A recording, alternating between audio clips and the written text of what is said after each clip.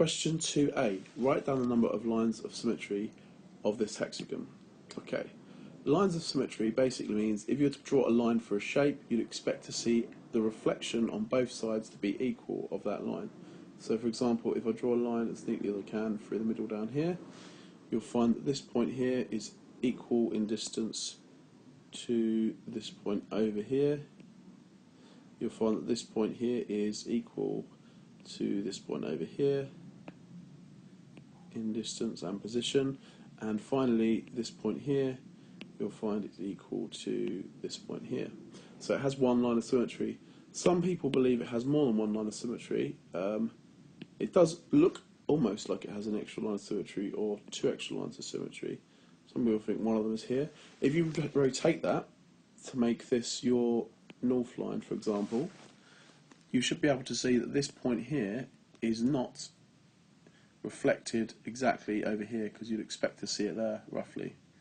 This point here would be, you'd expect to see roughly over here, and you don't, and this point here you would expect to see over here, and you don't. So it doesn't have any other lines of symmetry. The answer is simply 1.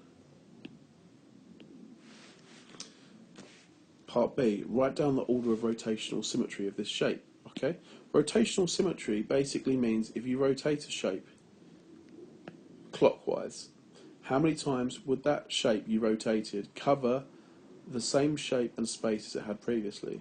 So once round here, 90 degrees you rotated it, and you would cover exactly the same shape and space with a rotation of 90 degrees clockwise.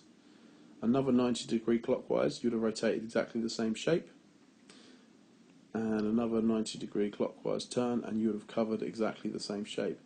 So it has a rotational symmetry of 4. Question C. A triangle has one line of symmetry.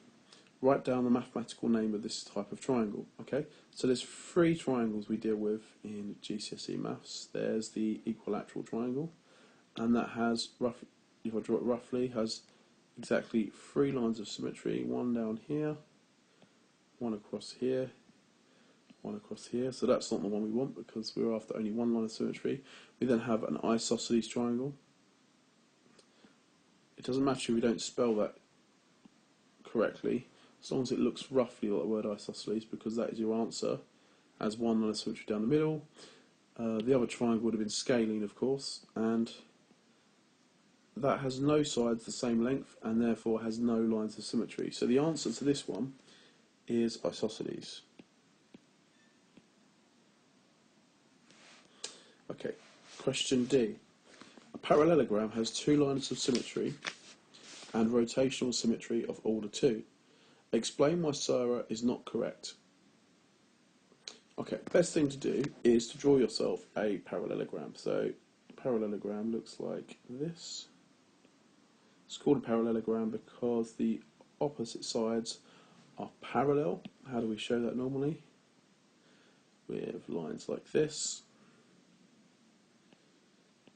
Okay, and what does the statement say? It has 2 lines of symmetry and a rotational symmetry of order 2. Well, if you rotated it, put a mark here so we know where we started from when we rotate it. We rotated it, flipped it round 180 degrees clockwise.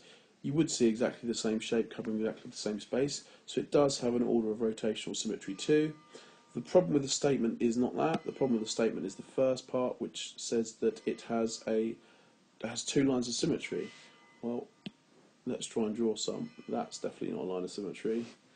That is definitely not a line of symmetry, and those are not lines of symmetry, because if they were lines of symmetry diagonally, you would expect to see this point again somewhere roughly over here, and you don't. So that is not a line of symmetry. So explain why Sarah is not correct, because it has no lines of symmetry.